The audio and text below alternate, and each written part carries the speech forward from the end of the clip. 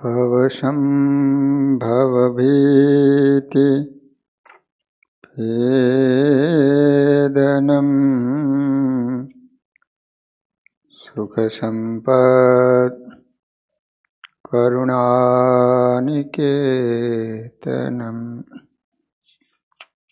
व्रतदानतपः क्रियाफलम् सहजानन्दगुरुं भजे सदा। ॐ अवतारिणे श्री स्वामिनारायणाय नमो नमः। श्री हरिकृष्णाय घनश्यामाय नीलकंठाय शर्योदासाय नमो नमः।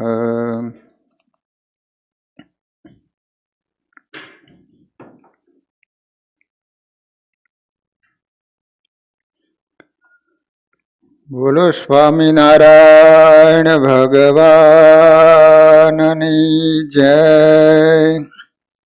श्री हरि कृष्ण महाराजनी जय। श्री नरनारायण देवनी, श्री लक्ष्मी नारायण देवनी, श्री रेवती बड़देव जी महाराजनी जय।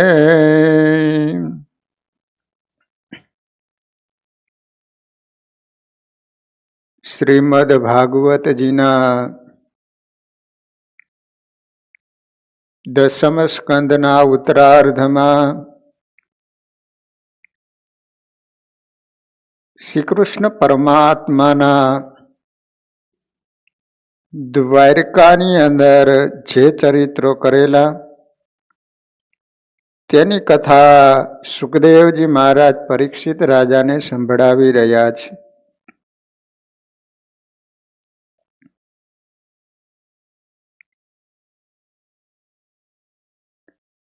રૂકમિણીજીના શ્રી કૃષ્ણ ભગવાનની સાથે લગ્ન થયા પછી ભગવાન અત્યાર સુધી એકલા હતા. હવે રૂકમિણીજીની સાથે લગ્ન કર્યા પછી ભગવાન લક્ષ્મી નારાયણ બન્યા છે. સમય જતા ભગવાનનો અંશ કામદેવ પૂર્વે મહાદેવના ક્રોધથી બળી ગયો હતો. એ ફરી દેહ ધરવા શ્રી ભગવાનને જ પ્રાપ્ત થયો અને એ કામદેવ રૂકમિણીમાં પ્રદ્યુમ્ન નામથી પ્રખ્યાત થઈ સર્વ પ્રકારે પિતા જેવો થયો હતો.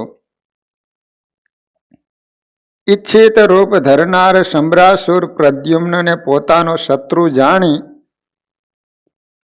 તે 10 દિવસનો પણ થયો ન હતો એટલામાં એને લઈ અને સમુદ્રમાં ફેંકીને પોતાના ઘરે જતો રહ્યો. શંભરાસુર નામનો અસુર હતો. હવે બન્યું શું? આ રૂકમિણી થકી પ્રદ્યુમ્ન એટલે કામદેવનો જન્મ તો થયો, પણ હજી 10 દિવસનો દીકરો થયો ને ત્યાં શંભરાસુર લઈ જઈને સમુદ્રમાં ફેંકી દીધો. પ્રદ્યુમ્નને કોઈક બળવાન એક મોટી માછલી હતી ને ગળી ગઈ. આ પ્રદ્યુમ્ન ભગવાનના દીકરાને પછી મચ્છીમારોએ એને બીજા માછલા સાથે મોટી ઝાડમાં પકડ્યું અને શંભરાસુરને ભેટ તરીકે આપ્યું.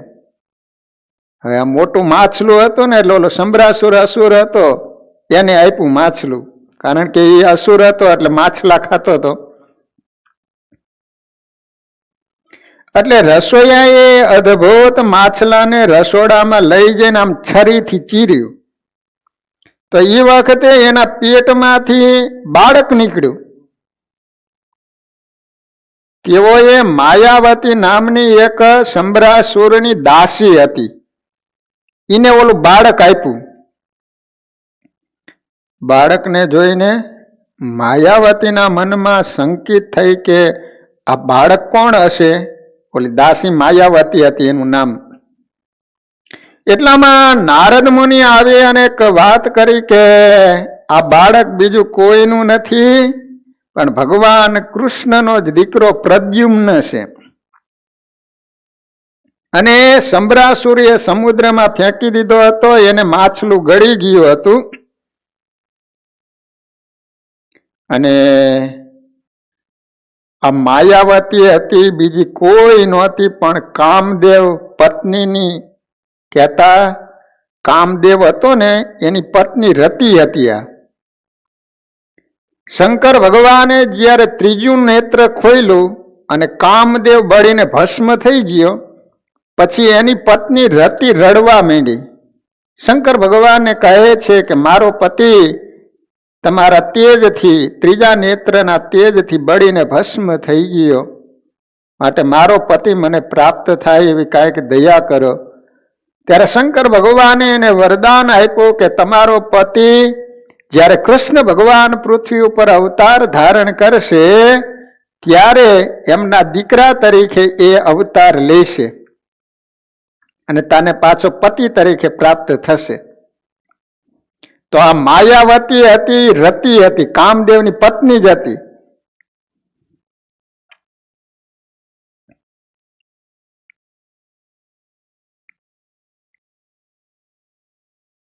સુખદેવજી મહારાજ કહે છે કે રાજા, એ બાળકને જોઈ અને માયાવતીને એમાં મોહ ઉપજાવા લાગ્યો. કમળની પાંખડી જેવા વિશાળ નેત્રવાળા, લાંબી ભુજાવાળા અને મનુષ્ય લોકમાં સુંદર એ પતિને રતિ લજ્જાયુક્ત હાસ્ય સાથે ઊંચી કરેલી પ્રકૃતિથી જોતી મૈથુનના ભાવોથી સેવતી હતી. એટલે પ્રદ્યુમ્ને એને કહ્યું, હે માતા, તમારી બુદ્ધિ વિપરીત છે, તમે માતાનો ભાવ છોડીને સ્ત્રીની પેઠે કેમ વર્તો છો? રતિ બોલી કે તમે શ્રી કૃષ્ણના પુત્ર છો, સંભ્રાસુરે ઘેરથી તમારું હરણ કર્યું છે, હું તમારી અધિકાર પામેલી પત્ની છું. કેમ કે હું રતિ અને તમે કામદેવ છો. તમને 10 દિવસ થયા ન હતા એટલામાં સંભ્રાસુરે સમુદ્રમાં ફેંકી દીધા હતા. ત્યાં એક માછલું તમને ગળી ગયું હતું, જે માછીમારોના હાથમાં આવતા તેઓ લાવ્યા હતા. એના પેટમાંથી હે પ્રભુ તમે નીકળ્યા છો અને મને મળ્યા છો. તમે હવે સેંકડો માયા જાણનારા અને પરાજય ન કરી શકાય એવા પોતાના દુર્જય શત્રુ સંભ્રાસુરને માયાથી નાશ કરો. તમારી માતા રૂકમિણી સંતાનથી રહિત થઈ પુત્રના સ્નેહથી વ્યાકુળ બની વાછરડા વિનાની થયેલી ગરીબ ગાય અને ટીટોળીની પેટે વ્યાકુળ રહીને શોક કરે છે. કારણ કે જ્યારથી તમને સમુદ્રમાં ફેંકી દીધા ત્યારથી તમારી માં છે ને રેડા કરે છે. માટે તમે હવે આ સંભ્રાસુરને માન નાખો.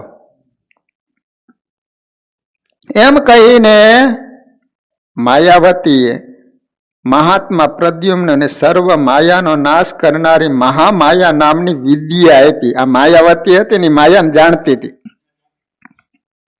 પછી પ્રદ્યુમ્ન સંભ્રાસુરની સામે જઈ અસહ્ય તિરસ્કારથી એનો તિરસ્કાર કરી લડાઈ જગાવી યુદ્ધ માટે એને બોલાવવા લાગ્યા. એટલે સંભ્રાસુર પણ દુષ્ટ વચનોથી તિરસ્કાર પામી પગથી લાત મારેલા સર્પની પેટે ક્રોધથી લાલ નેત્રવાળો થઈ હાથમાં ગદા લઈ અને બહાર નીકળ્યો. એને ઘણા જોરથી ગદા ફેરવી પ્રદ્યુમ્નના ઉપર ફેંકી અને વજ્રના કડાકા જેવા તીવ્ર અવાજે ગર્જના કરી કે હે રાજા, ભગવાન પ્રદ્યુમ્ને સામે ધસી આવતી ગદાને ગદાથી દૂર કરી ક્રોધાન્માન થઈ પોતાની ગદા શત્રુ ઉપર ફેંકી. પણ પેલો સંભ્રાસુર મય દાનવે દર્શાવેલી દાનવી માયાનો આશ્રય કરી આકાશમાં રહીને પ્રદ્યુમ્ન ઉપર અસ્ત્રનો વરસાદ વરસાવવા લાગ્યો. કારણ કે સંભ્રાસુર માયાવી હતો. પોતે આકાશ માર્ગે જઈ અને અસ્ત્રોનો વરસાદ વરસાવવા લાગ્યો. રૂકમિણીના મહારથી પુત્ર પ્રદ્યુમ્ને અસ્ત્ર વૃષ્ટિથી પીડાઈને સર્વ માયાઓનો નાશ કરનારી સત્વ ગુણમય મહાવિદ્યાનો પ્રયોગ કર્યો. પછી સંભરાસુરે યક્ષોની, ગંધર્વોની, પિશાચોની, સર્પોની તથા રાક્ષસોની એમ સેંકડો માયાનો પ્રયોગ કર્યો, પણ પ્રદ્યુમ્ને એ સર્વ માયાનો નાશ કર્યો અને બળથી તીક્ષ્ણ તલવાર ઊંચી કરી સંભરાસુરનું મુગટ, કુંડળ તથા લાલ દાઢી મૂછવાળું મસ્તક એના ધડમાંથી જુદું કર્યું. સંભરાસુરને મારી નાખ્યો. તે વખતે સ્તુતિ કરતા દેવોએ પ્રદ્યુમ્ન ઉપર પુષ્પની વૃષ્ટિ કરી, ભગવાનના દીકરા ઉપર, અને આકાશમાં જનારી એમની માયાવતી રતિ માર્ગે દ્વારકા લઈ ગઈ. વીજળી સાથે જેમ મેઘ પ્રવેશ કરે એમ પ્રદ્યુમ્ને દ્વારકામાં સેંકડો સ્ત્રીઓથી શ્રીકૃષ્ણના શ્રેષ્ઠ અંતઃપુરમાં આકાશ માર્ગે સ્ત્રી સાથે પ્રવેશ કર્યો. કારણ કે પેલી માયાવતી હતી, માયા જાણતી હતી, એટલે એ પ્રદ્યુમ્નને લઈ આકાશ માર્ગે ઉડતી ઉડતી દ્વારકા કૃષ્ણ ભગવાનના મહેલમાં આવી. મેઘ જેવા શ્યામ, પીળા પિતાંબર પહેરતા, લાંબી ભુજાવાળા, લાલ નેત્રોવાળા, સુંદર હાસ્ય કરતા, સુંદર મુખવાળા અને કાળા વાકડિયા કેશથી સુશોભિત મુખ કમળવાળા તે પ્રદ્યુમ્નને જોઈને સર્વ સ્ત્રીઓ તેમને શ્રીકૃષ્ણ માની શરમાઈ ગઈ અને જ્યાં ત્યાં છુપાઈ ગઈ. પછી ધીમે ધીમે કંઈક જુદા જણાતા લક્ષણો પરથી આ કૃષ્ણ નથી એમ નક્કી કરી અત્યંત હર્ષ પામતી સર્વ સ્ત્રીઓ જ આશ્ચર્ય પામીને સ્ત્રી રત્ન સહિત તે પ્રદ્યુમ્ન પાસે ગઈ. પછી સુંદર ભાષણ કરનારી અને શ્યામ કટાક્ષો વાળી રૂકમિણી તે વખતે સ્નેહથી ધાવણ જરતા સ્તનવાળી થઈ ખોવાયેલા પુત્રનું સ્મરણ કરવા લાગી. કમળ સમાન નેત્રોવાળો આ શ્રેષ્ઠ પુરુષ કોણ હશે? કોનો પુત્ર હશે? આણે આ કઈ સ્ત્રી મેળવીશ? મારો પુત્ર પણ સૂતિકા ગ્રહમાંથી હરાઈને ખોવાયેલો એ કદાચ ક્યાંય જીવતો હોય તો બરાબર આના જેટલી જ વયનો અને આવા રૂપવાળો હતો. આ પુરુષે આકૃતિ, અવયવો, ગતિ, સ્વર, હાસ્ય અને દ્રષ્ટિ આ બધામાં શ્રીકૃષ્ણની સમાનતા કેવી રીતે પ્રાપ્ત કરી હશે? અથવા જે બાળકને મેં ગર્ભમાં ધર્યો હતો તે જ આ હોવો જોઈએ. રૂકમિણી પ્રદ્યુમ્નને ઓળખી ગઈ કે માનો કે ન માનો શ્રીકૃષ્ણ જેવો જ દેખાય છે, પણ શ્રીકૃષ્ણ તો નથી, પણ મેં જેને ગર્ભમાં ધારણ કર્યો એ મારો દીકરો જ છે. કારણ કે આના ઉપર મને અત્યંત પ્રીતિ થાય છે અને મારો ડાબો હાથ ફરકે છે. રૂકમિણી એમ વિચાર કરતી હતી એટલામાં દેવકી અને વસુદેવ સાથે ઉત્તમ કીર્તિવાળા શ્રી કૃષ્ણ ભગવાન પધાર્યા. જનાર્દન ભગવાને તો બધું જાણ્યું જ હતું, છતાં એ ચૂપ જ રહ્યા. એવામાં નારદજીએ સંભરાસુરે પ્રદ્યુમ્નને હર્યો હતો વગેરે સર્વ વૃત્તાંત કહ્યું. મહાઆશ્ચર્યકારી વૃત્તાંત સાંભળી શ્રીકૃષ્ણના અંતઃપુરની સ્ત્રીઓ ઘણા વર્ષો સુધી ખોવાયેલા અને મરીને જાણે પાછા આવ્યા હોય ને એવા જોઈ અને અભિનંદન આપવા લાગી. તેમજ દેવકી, વસુદેવ, શ્રીકૃષ્ણ, બળદેવ, રૂકમિણીજી અને બીજી સર્વ સ્ત્રીઓ એ દંપતીને ભેટી આનંદ પામ્યા. દ્વારકાવાસીઓ પણ ખોવાયેલા પ્રદ્યુમ્નને આવેલા સાંભળી અહો જાણે મરીને પાછો આવે એમ આ બાળક પાછો આવ્યો,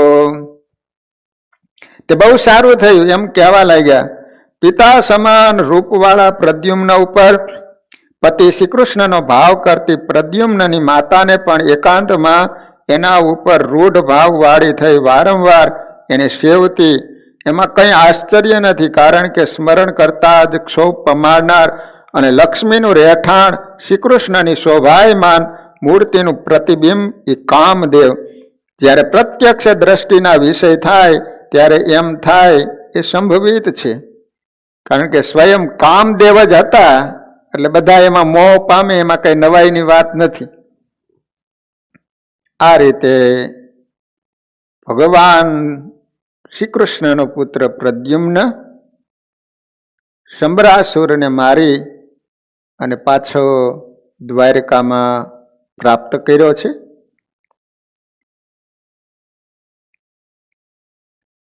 સુખદેવજી બોલે છે કે રાજન, સત્રાજીત નામના યાદવે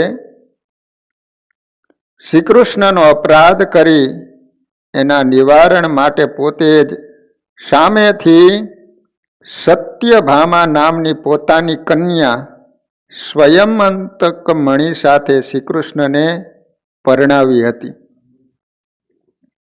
તો પરીક્ષિત રાજા પૂછે છે કે સત્રાજીતે શ્રી કૃષ્ણ ભગવાનનો શું અપરાધ કર્યો હતો અને સ્વયંતક મણિ એની પાસે ક્યાંથી આવ્યો હતો અને એને પોતાની પુત્રી ભગવાનને કેમ પરણાવી હતી? આ બધી મને કથા સંભળાવો.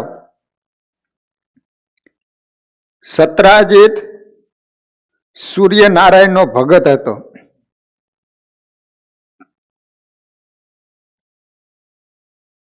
તે સૂર્યદેવે પ્રસન્ન થઈને સત્રાજીતને સ્યમંતક નામનો મણિ આપ્યો હતો.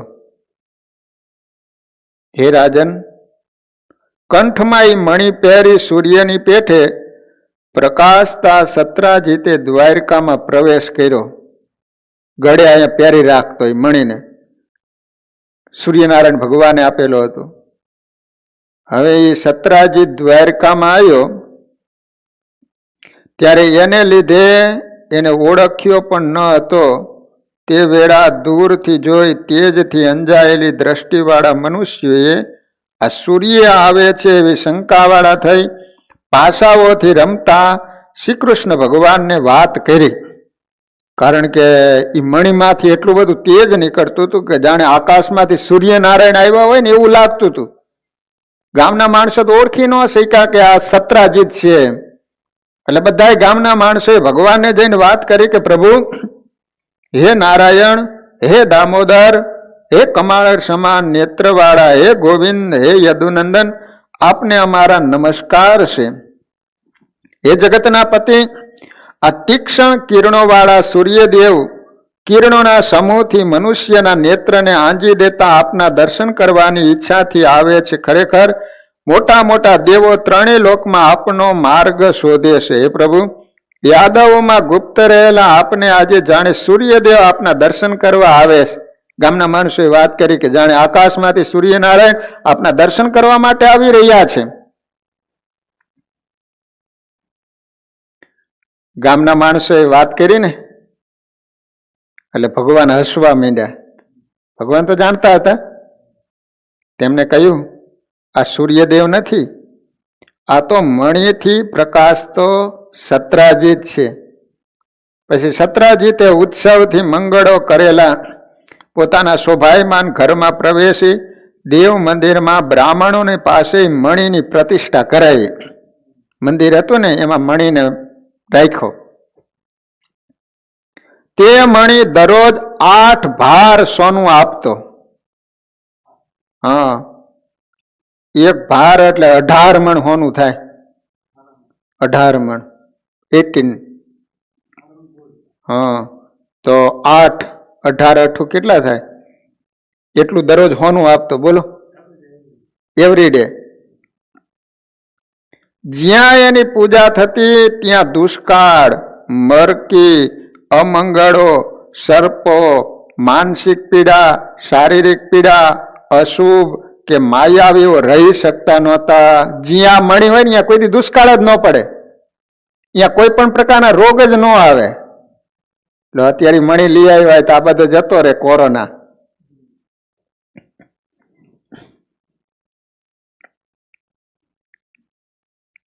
એક વખત શ્રી કૃષ્ણે તે મણી યદુરાજ ઉગ્રસેન માટે માંગ્યો, પણ ધનના લાલચુ સત્રાજીતે શ્રી કૃષ્ણની માગણીના ભંગનો વિચાર કર્યા વિના એ મણી આપ્યો નહીં. ભગવાને કીધું કે જો આ મણી છે ને એ સાર્વજનિક સંપત્તિ કહેવાય, એટલે તમે છે ને આ રાજ્યના ભંડારમાં મણીને આપી દો કે એનાથી બધા જ સમાજની સેવા થઈ શકે. આજ પણ તમારું જ ખેતર હોય પણ એની અંદર જો પેટ્રોલ કે કોઈ પણ ખનિજ નીકળે કે સોનું નીકળે તો એ સરકાર જપ્ત કરી જ લે, કારણ કે એ સાર્વજનિક સંપત્તિ કહેવાય. એટલે કૃષ્ણ ભગવાને કીધું કે આ મણી છે ને તમે રાજ્યમાં આપી દો. તે ના પાડી એને. પછી એક સમયે સત્રાજીતનો ભાઈ પ્રસેન હતો. તે મણીને કંઠમાં પહેરી ઘોડા ઉપર બેસી અને વનમાં મૃગ્યા કરવા ગયો. ત્યાં કેસરી સિંહ પ્રસેનને ઘોડા સાથે મારી નાખી અને પહાડમાં જતો રહ્યો. તેવામાં જાંબુવાન નામનો એટલે એક રીછ ત્યાંથી નીકળ્યો. તો એને શું કર્યું? પેલા સિંહને મારી નાખ્યો અને એને પણ પોતાની ગુફામાં મણીને બાળકના રમકડા તરીકે રાખ્યો. ઓલો સિંહ મણી લઈને જતો હતો તો સામે રીસ મળ્યું, એને સિંહને મારી નાખ્યો અને ઓલો મણી લઈ લીધો. તે એને દીકરા હતા ને તે ગુફામાં લઈ જઈને એના છોકરાને રમવા માટે રમકડું કર્યું. બીજી તરફ સત્રાજીત ભાઈને ન જોઈ સંતાપ કરવા લાગ્યો ને કહેવા લાગ્યો, મારો ભાઈ ડોકમાં મણી પહેરીને વનમાં ગયો હતો, ત્યાં ઘણું કરી કૃષ્ણે એને મારી નાખ્યો. આ વાત કાને કાને લોકો કહેવા લાગ્યા. ભગવાન ઉપર આરોપ આવ્યો, જૂઠું કલંક આવ્યું. એ કે મારી પાસે મણી માંગ્યો તો મણી આપ્યો નહીં ને એટલે મારા ભાઈને મારીને મણી લઈ ગયા કૃષ્ણ, અને ભગવાનને ખબર નથી. અને જૂઠું આરોપ એના ઉપર ભગવાન ઉપર આવ્યું. તે ગામમાં બધા લોકો વાતો કરવા માંડ્યા. ભગવાન કૃષ્ણએ સાંભળી પોતાના ઉપર આવેલો અપજસ દૂર કરવા બધા ગામના માણસોને સાથે લઈ પ્રસેનની તપાસ કરવા નીકળ્યા કે કોને મારી નાખ્યો, ક્યાં છે, ચાલો તપાસ કરીએ. વનમાં જઈને જોયું તો પ્રસેનને અને એના ઘોડાને સિંહે મારી નાખ્યો હતો. તે કેસરી સિંહને રીછ મારી અને પર્વતની પીઠ ઉપર એક ગુફા હતી અને એ અંધારી હતી અને ભયંકર હતી. એમાં ભગવાન એકલા પ્રજાજનોને બહાર બેસાડી અને અંદર ગયા. બધા માણસોને કીધું તમે બહાર રહ્યો, હું ગુફામાં જાઉં છું. ત્યાં ઉત્તમ મણીને બાળકનું રમકડું કરેલો જોઈ એને લઈ લેવાના વિચારથી ભગવાન ગુફાની અંદર બાળકની પાસે ઉભા રહ્યા. ઓલો જાંબુવાનો છોકરો હતો ને એ રમતા હતા, તો ભગવાન જઈને ઉભા રહ્યા. એટલે બાળકની માતા એ નવીન પુરુષને જોઈ જાણે ભય પામ્યો હોય એમ બૂમો પાડવા લાગી. અચાનક આ પુરુષને જોઈ એટલે રાયડું પાડવા માંડી. તે સાંભળી બળવાનોમાં શ્રેષ્ઠ જાંબુવાન ક્રોધાયમાન થઈને દોડી આવ્યો અને પોતાના સ્વામી ભગવાનની સાથે યુદ્ધ કરવા લાગ્યો. જાંબુવાન અને કૃષ્ણ ભગવાનનું યુદ્ધ થયું.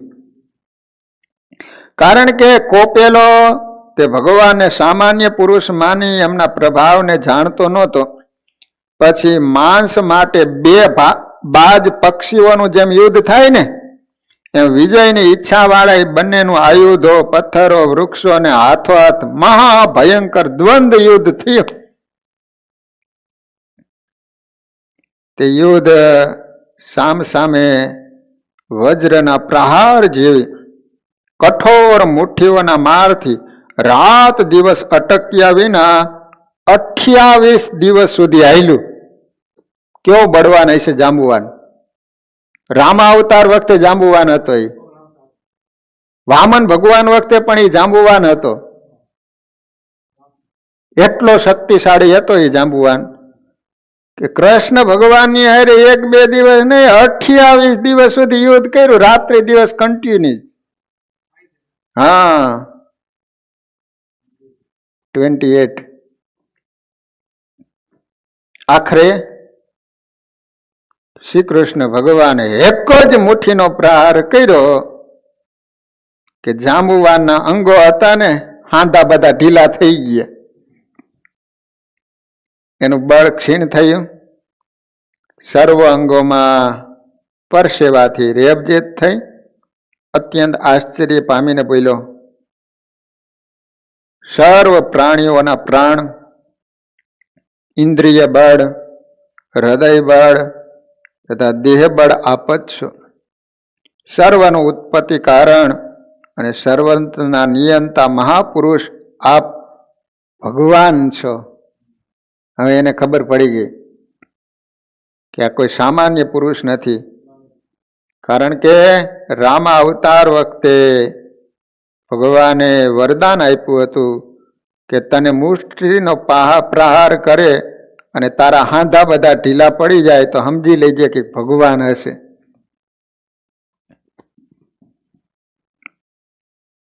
હે મહારાજ, એમ ભગવાનને જેને જાણ્યા હતા એવા રીછોના રાજા જાંબુવાનને કમળ સમાન નેત્રવાળા શ્રી કૃષ્ણ ભગવાને પરમ કૃપાથી કલ્યાણકારી હાથથી સ્પર્શ કરી પ્રેમથી ગંભીર વાણી વાળે કહ્યું, હે રીછોના રાજા, આ મણીને લીધે મારા ઉપર ખોટું આડ આવ્યું છે, એને દૂર કરવા આ મણી લેવા સારું જ અમે આ ગુફામાં આવ્યા છીએ. શ્રી કૃષ્ણ ભગવાને એમ કહ્યું એટલે જાંબુવાને એમનો સત્કાર કરવા મણી સાથે જાંબવતી નામની એની દીકરી હતી એ કૃષ્ણ ભગવાનને આપી દીધી. બીજી તરફ ગુફાની બહાર રહેલા લોકો શ્રી કૃષ્ણને બહાર ન નીકળેલા જોઈ 12 દિવસ સુધી રાહ જોઈ આખરે દુઃખી થઈ દ્વારકા ગયા. ગામના માણસો વિચાર કર્યો કે અંદર ગમે તે રીસ કે સિંહ એને ખાઈ ગયા છે, એ તો મરી ગયા છે, એટલે ગામના માણસો જતા રહ્યા. હવે 28 દિવસે ભગવાન બહાર નીકળ્યા. શ્રી કૃષ્ણને ગુફામાંથી બહાર નહીં નીકળેલા સાંભળી દેવકી, રૂકમિણી, વસુદેવ, સંબંધીઓ તથા જ્ઞાતિઓ શોક કરવા લાગ્યા, રડવા લાગ્યા. અને દ્વારકાવાસીઓ સત્રાજીતને ગાળો દેતા શ્રી કૃષ્ણની પ્રાપ્તિ માટે મહામાયા દુર્ગા દેવીનું આરાધન કરવા લાગ્યા. સત્રાજીતને કીધું, તારા લીધે જ અમારા ભગવાનનું મૃત્યુ થયું. એટલે દુર્ગા દેવીની આરાધનાથી તેઓને આશીર્વાદ આપ્યા, તમે શ્રી કૃષ્ણને જોઈશો. એટલે તુરંત શ્રી હરિ કાર્ય સિદ્ધ કરી સર્વને આનંદ ઉપજાવતા સ્ત્રી સાથે ત્યાં પ્રગટ થયા. ભગવાન આવી ગયા. મરીને પાછા આવ્યા હોય એમ શ્રી કૃષ્ણને કંઠમાં મણી પહેરી સ્ત્રી સાથે આવેલા જોઈ સર્વે માણસો આનંદ પામ્યા. પછી સત્રાજીતને સભામાં બોલાવી ઉગ્રસેન રાજાની સમક્ષ મણીની પ્રાપ્તિ કેવી રીતે થઈ એ વાત જણાવી ભગવાને મણી સત્રાજીતને સોંપી દીધો. સભામાં જ ભગવાને વાત કરી કે જો આ રીતે બધી ઘટના ઘટી હતી, તમે ખોટે ખોટું આડ અમારી ઉપર નાખ્યું હતું. પાછા ભગવાન કેટલા બધા ઉદાર, તો એ ઓલો મણી સત્રાજીતને આપી દીધો. સત્રાજીત ઘણો જ શરમાયો, કારણ કે ખોટું ખોટું આડ નાખ્યું હતું એટલે પછી શરમાઈ ગયો.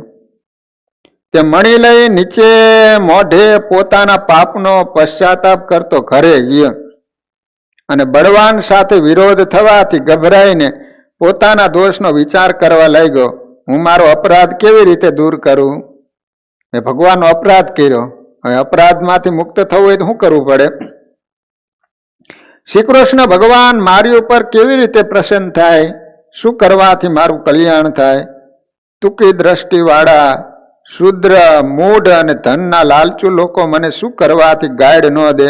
એમ ખૂબ વિચાર કરીને એને નિશ્ચય કર્યો કે એ મારી સત્યભામા નામની દીકરી છે અને આ મણી હું ભગવાનને આપી દઉં. આ ઉપાય ઠીક છે. આમ કર્યા વિના બીજા કોઈ ઉપાયે મારા અપરાધની શાંતિ થાય એમ નથી. બુદ્ધિથી આવો નિશ્ચય કરી સત્રાજીત પોતે જ એ કામ કરવા તૈયાર થઈ. પોતાની સુંદર પુત્રી અને મણી ભગવાનને આપ્યા. એટલે ભગવાન શીલ, રૂપ, ઉદારતા વગેરે ગુણો વાળી અને તેથી અનેક પુરુષોએ માગેલી એ સત્યભામાને વિધિપૂર્વક ભગવાન પરણ્યા. હે રાજા, ભગવાને સત્રાજીતને કહ્યું, અમે તમારો મણી લઈશું નહીં. તમે સૂર્યનારાયણના ભગત છો, તેથી મણી તમારી પાસે ભલે રહે, અમે તો ફળ ભોગવનારા છીએ. ભગવાને પાછું મણી તો આપી દીધો. એની દીકરી હતી, એનો હાથ ગ્રહણ કરી એની સાથે લગ્ન કર્યા ભગવાને. શ્રી કૃષ્ણ ભગવાન પાંડવોને અને કુંતીને લાક્ષાગ્રહમાં બળેલા સાંભળી કુળનો વ્યવહાર કહેતા ખરખરો કરવા બલરામ સાથે હસ્તિનાપુરમાં ગયા. ઓલો લાક્ષાગ્રહ હળગાયો ને એટલે સમાચાર એવા આવ્યો કે લાક્ષાગ્રહની અંદર 5 પાંડવો અને કુંતા સહિત બળી ગયા. એટલે કૃષ્ણ ભગવાન શોક વ્યક્ત કરવા માટે હસ્તિનાપુર પધાર્યા. ભીષ્મ, કૃપાચાર્ય, વિદુર, ગાંધારી તથા દ્રોણાચાર્યને મળી દુઃખી થઈ અફસોસ, ઘણું જ ખોટું થયું એમ ખરખરો કરવા લાગ્યા. પરીક્ષિત રાજા શ્રી કૃષ્ણ હસ્તિનાપુર હતા એ લાગ સાધી અકૃત અને કૃતવર્માએ શતધન્વાને કહ્યું, સત્રાજીત પાસેથી તું મણી કેમ નથી લઈ લેતો? એને આપણને સત્યભામા આપવા પ્રતિજ્ઞા કરીને આપણો અનાદર કરી કૃષ્ણને આપી દીધી, તો એના ભાઈ પ્રસેનની પાછળ તે કેમ ન જવો જોઈએ? તેને કેમ ન મારી નાખવો? એમ અક્રૂર અને કૃતવર્માએ શતધર્વાની બુદ્ધિ ભમાવી. તેથી જેનું મરણ સમીપ હતું એવા પાપી દુષ્ટ શતધન્વાએ લોભથી રાત્રે સૂતેલા સત્રાજીતને મારી નાખ્યો. તો વિચાર કરો, અક્રૂર અને કૃતવર્મા. નકર અક્રૂર તો ભગવાનના ભગત હતા ને, તો એ કેવું કર્યું? ઓલા સતધન્વાને ચડાયો કે આ સત્યભામા તને આપવાની હતી, એને બદલે કૃષ્ણને આપી દીધી. તને કઈ થતું નથી, ચડાયો એને. તો સતધન્વાએ શું કર્યું ખબર? સત્રાજીતને મારી અને મણી લઈ ગયો.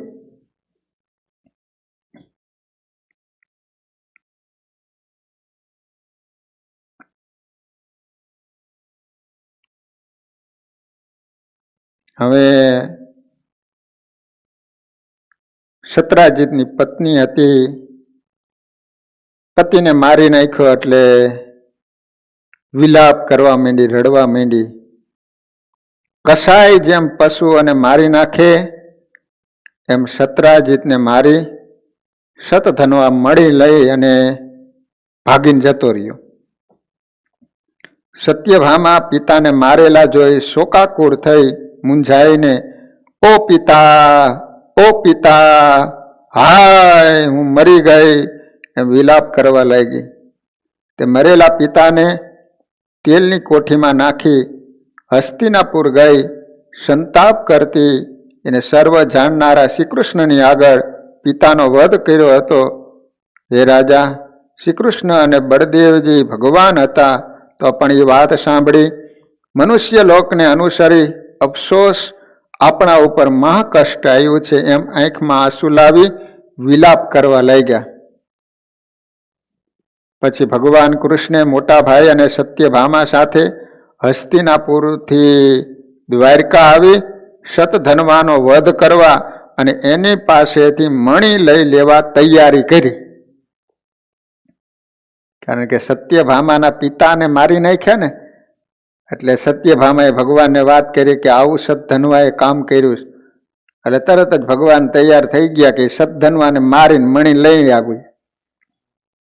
સતધન્વા પણ પોતાને મારવા માટે શ્રી કૃષ્ણની તૈયારી જાણી અને ભયભીત થયો કે હવે મને માર્યા વિના નહીં મૂકે. તેને પ્રાણ બચાવવા કૃતવર્માની સહાય માંગી. કારણ કે અક્રૂર અને કૃતવર્માએ ચડાયો હતો ને, અને જઈને વાત કરી કે લે હવે આવું થયું છે, હવે કરવું શું, મારે કઈ રીતે બચવું. એટલે એને કહ્યું કે શ્રી કૃષ્ણ અને બળદેવનો અપરાધ નહીં કરવો, કારણ કે તેમનો અપરાધ કરે કોઈનું કલ્યાણ ન થાય. તેમનો દ્વેષ કરવાથી કંસ રાજ્ય લક્ષ્મીથી ભ્રષ્ટ થઈ અનુયાયીઓ સાથે મરણ પામ્યો. જરાસંઘ 17 યુદ્ધોમાં રથ રહિત થઈ નાસી ગયો. આમ કૃતવર્માએ સહાય માટે ના પાડી દીધી કે મોટાની હારે કદાચ વિરોધ ન કરાય. એટલે સતધનવાએ અક્રૂર પાસે સહાય માંગી, પણ એને એવી રીતે જ કીધું, જે ભગવાન લીલાથી આ જગત સર્જે છે, પાડે છે અને સંવારે છે, જેમની ચેષ્ટા માયાથી મોહિત થયેલા બ્રહ્મા વગેરે પ્રજાપતિ પણ જાણતા નથી, અને જે ભગવાન 7 વર્ષની વયના હતા ત્યારે પણ બાળક જેમ બિલાડીનો ટોપ ધરે એમ ગોવર્ધન પર્વતની એક હાથે ઉપાડીને ધર્યો હતો. તે અદ્ભુત કર્મ કરનારા અનંત જગતના આદિ નિર્વિકાર અને સર્વના આત્મા શ્રી કૃષ્ણ ભગવાનને મારા વારંવાર નમસ્કાર હો એમ અક્રૂરે પણ ના પાડી. એટલે સદ્ધનવાએ મહામણી અક્રૂરને ત્યાં થાપણ મૂકી 100 યોજન જનારા ઘોડા ઉપર બેસીને ત્યાંથી ભાગ્યો. મણી હતો એ ક્યાં મૂક્યો? અક્રૂરને ત્યાં. અને પોતે બચવા માટે ઘોડો કેવો પાછો? એક દિવસમાં 100 યોજન ચાલે એવો. 1 યોજન એટલે 4 ગાવું થાય, અને 1 ગાવું એટલે 3 કિલોમીટર થાય. ભાગ્યો પવન વેગે.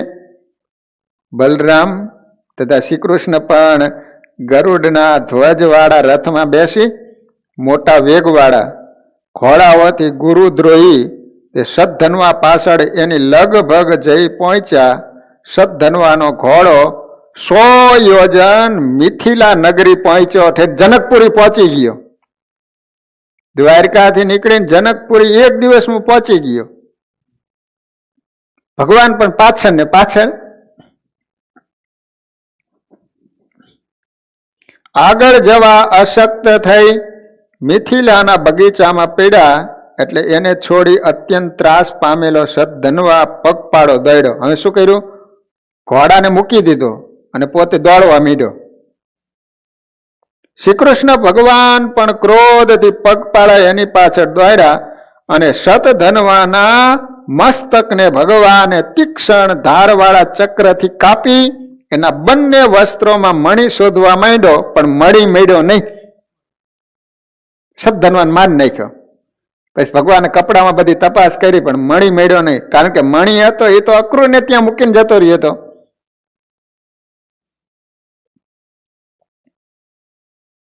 એટલે શ્રી કૃષ્ણ ભગવાન મોટા ભાઈ પાસે આવીને બોલ્યા કે સદ્ધનવાને આપણે નકામો માર્યો, કારણ કે એની પાસે મણી તો નથી.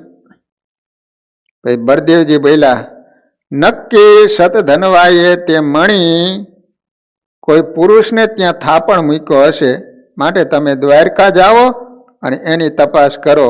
હું તો વિદેહી જનક રાજાને મળવા ઈચ્છું છું, કેમ કે રાજા મને અતિ પ્રિય છે. એમ કહીને રાજા યદુનંદન બળદેવજીએ મિથિલા નગરીમાં પ્રવેશ કર્યો. મિથિલાના રાજાએ બળદેવજીને જોઈ મનમાં પ્રસન્ન થઈ આસન ઉપરથી ઊભા થઈને પૂજન કરવા લાગ્યા. સમર્થ બળદેવજી કેટલાક વર્ષો સુધી મિથિલામાં રહ્યા હતા, અને મહાત્મા જનક રાજાએ પણ પ્રીતિયુક્ત થઈને એનું સન્માન કર્યું હતું. એ વખતે ધૃતરાષ્ટ્રના પુત્ર દુર્યોધને મિથિલામાં રહી બળદેવજી પાસે ગદાયુદ્ધ શીખી લીધું હતું. દુર્યોધન હતો ને, ગદાયુદ્ધ કઈ રીતે કરવું એ બળદેવજી પાસેથી શીખેલો હતો. આ જનકપુરીમાં જે સમયે બળદેવજી રોકાયા હતા ને, એ વખતે દુર્યોધન અહીંયા ગયો હતો. બીજી તરફ પ્રભુ શ્રી કૃષ્ણે પોતાની પ્રિય સત્યભામાને સારું લગાડવા શતધન્વાનું મરણ અને એની પાસેથી મણી ન મળ્યો એ વાત જણાવી. ભગવાને મરેલા સસરાની પરલોકની જે ક્રિયા કરવી જોઈએ તે સંબંધીઓની સાથે રહીને કરાવી. અક્રૂર અને કૃતવર્મા સતધન્વાનો વધ સાંભળી ભયથી ત્રાસ પામી દ્વારકામાંથી નાસી ગયા. અક્રૂરજી અને કૃતવર્મા એ કે હવે આપણે ભાગી જઈએ નકર આપણો વારો. કારણ કે તેઓ બંને સત્રાજીતને મારવા સતધન્વાને પ્રેરણા કરી હતી. એ રીતે અક્રૂર દ્વારકાથી નાસી ગયા. એટલે દ્વારકાવાસીઓમાં વારંવાર શારીરિક, માનસિક, દૈવી અને ભૌતિક સંતાપો થવા લાગ્યા.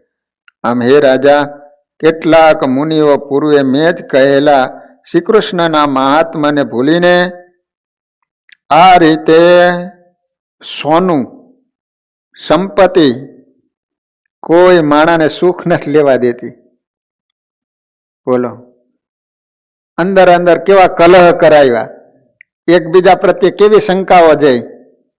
સ્વયં બળદેવજીને શંકા જઈ કે ચોક્કસ કૃષ્ણ જ મણી લઈ લીધો, ખોટું બોલે કે એની પાસે મણી નહોતો એમ. એટલે એટલા માટે જે મિથિલા જતા રહ્યા હતા. અહીંયા આવીને એની પત્ની સત્યભામાને વાત કરી તો એની શંકા ગઈ કે ચોક્કસ મણી કૃષ્ણ જ લઈ લીધો લાગે છે. પૈસો કેવો કજિયા કરાવે છે.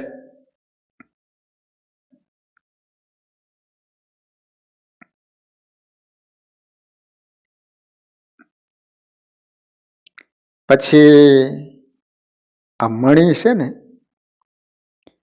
એ અક્રૂરજી લઈ અને કાશી જતા રહ્યા. કાશીમાં જ્યારે વરસાદ વરસતો નહોતો ત્યારે ત્યાંના રાજા પોતાના દેશમાં આવેલા સ્વફલ્ક યાદવને ગાંધીની નામની પુત્રી આપી હતી, જેથી કાશીમાં વરસાદ વરસ્યો હતો. માટે તે સ્વપલ્કનો પુત્ર અક્રૂર પણ એવા જ પ્રભાવશાળી હતો. તે જ્યાં જ્યાં હોય ત્યાં ત્યાં વરસાદ વરસે અને કોઈ જાતના સંતાપો કે મરકી વગેરે અકાળ મૃત્યુ થતા નહીં.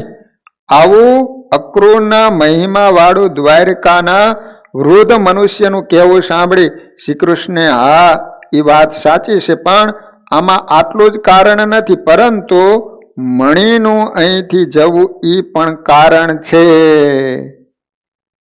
ભગવાન જાણી ગયા કે અક્રૂર છે મણી લઈને કાશીમાં જતો રહ્યો છે. એમ માની દૂતો દ્વારા અક્રૂરને તેડાવ્યા.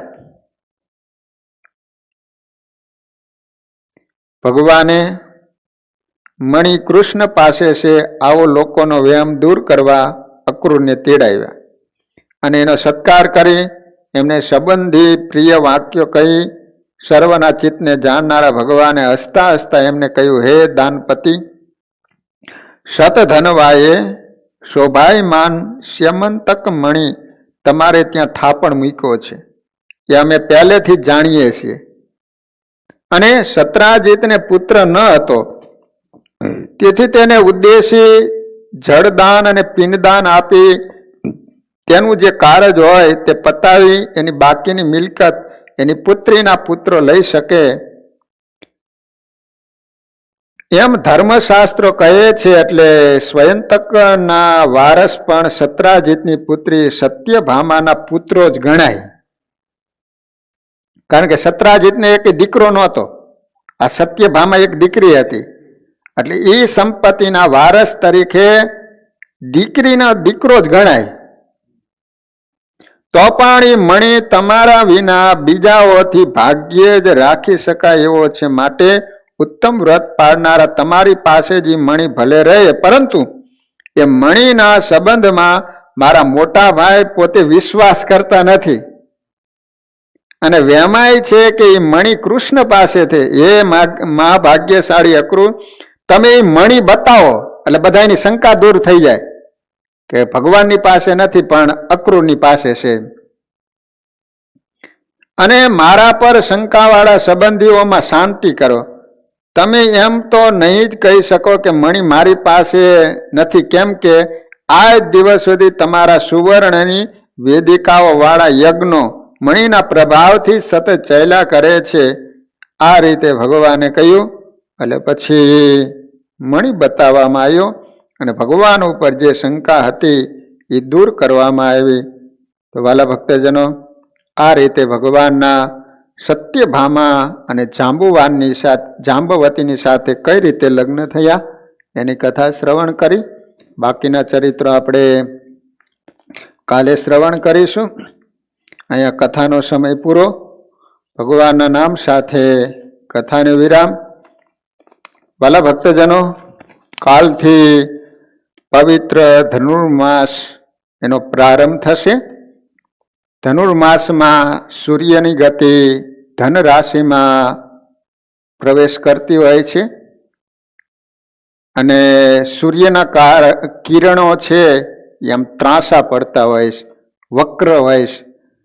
એટલા માટે ધનુર્માસમાં કોઈ પણ માંગલિક કાર્યો થતા નથી.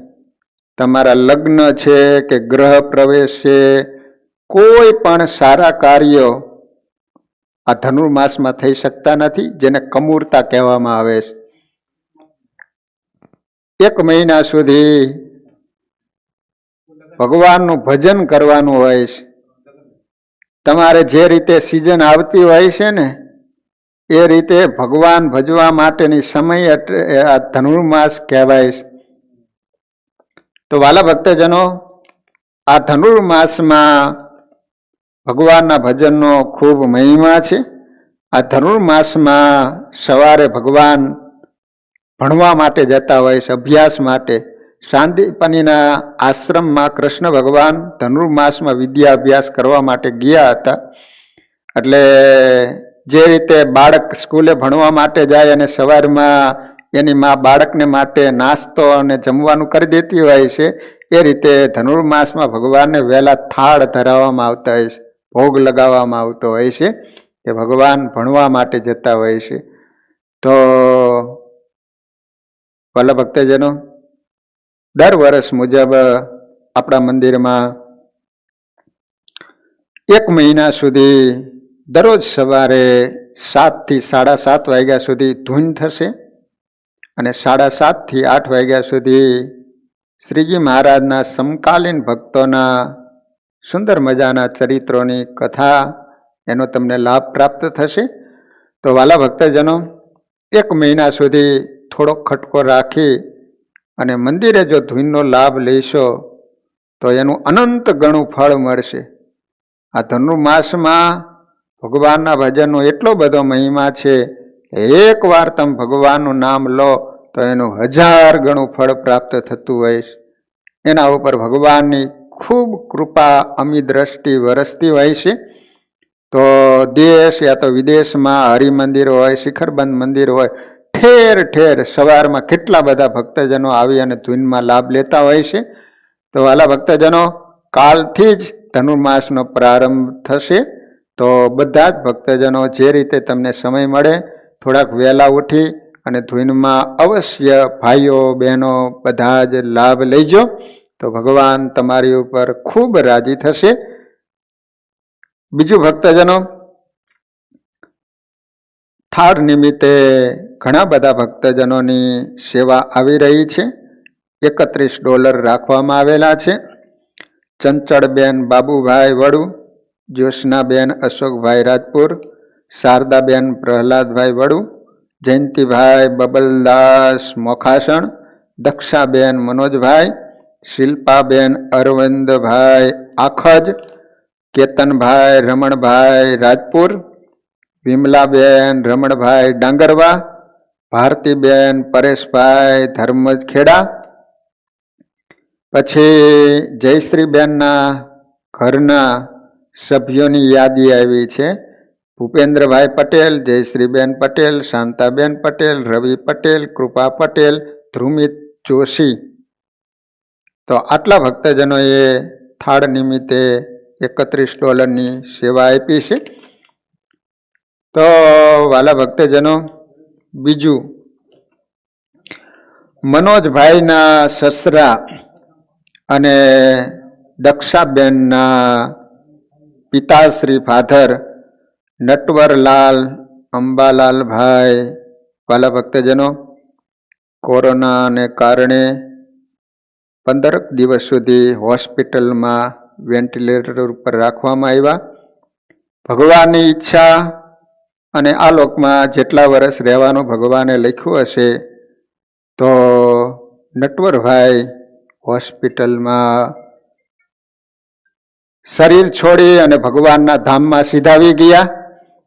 વાલા ભક્તજનો, ભગવાનના ચરણોમાં પ્રાર્થના કરીએ કે નટવરભાઈના આત્માને ભગવાન મૂર્તિનું સુખ આપે અને કાયમને માટે ભગવાન પોતાના સમીપે રાખે.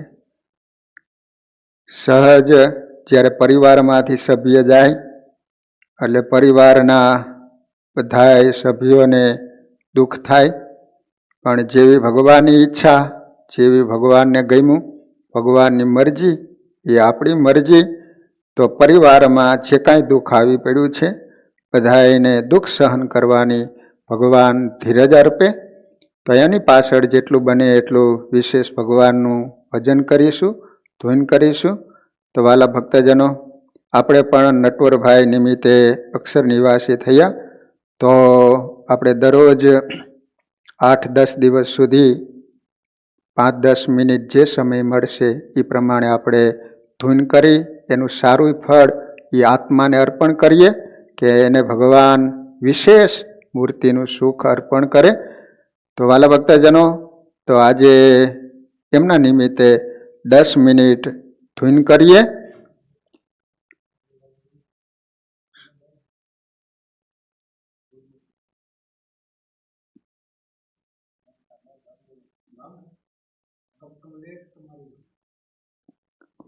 તો થાળ નિમિત્તે અમારે કમલેશભાઈ હિન્દી વાસી છે, ડેલી કથા સાંભળવા માટે આવે છે, એ પણ થાળ લખાવે છે. તો અત્યારે ભગવાનની ધૂન શ્રીપતિમ શ્રીધરમ સર્વદેવેશ્વરમ ભક્તિધરમ આત્મજમ વાસુદેવમ હરિમ માધવમ કેશવમ કામદમ કારણમ સ્વામિનારાયણમ નીલકંઠમ ભજે સહજાન મહારાજની જય. સ્વામિનારાયણ સ્વામિનારાયણ સ્વામિનારાયણ સ્વામિનારાયણ સ્વામિનારાયણ.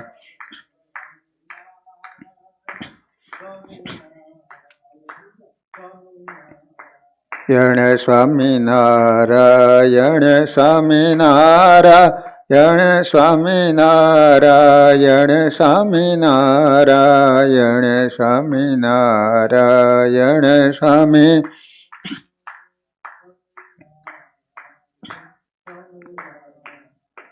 સ્વામિનારાયણ સ્વામિનારાયણ સ્વામિનારાયણ સ્વામિનારાયણ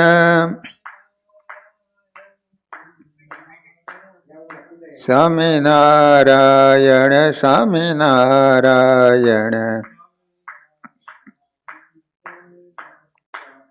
સ્વામિનારાયણ સ્વામિનારાયણ સ્વામિનારાયણ સ્વામિનારાયણ સ્વામિનારાયણ સ્વામિનારાયણ સ્વામિનારાયણ સ્વામિનારાયણ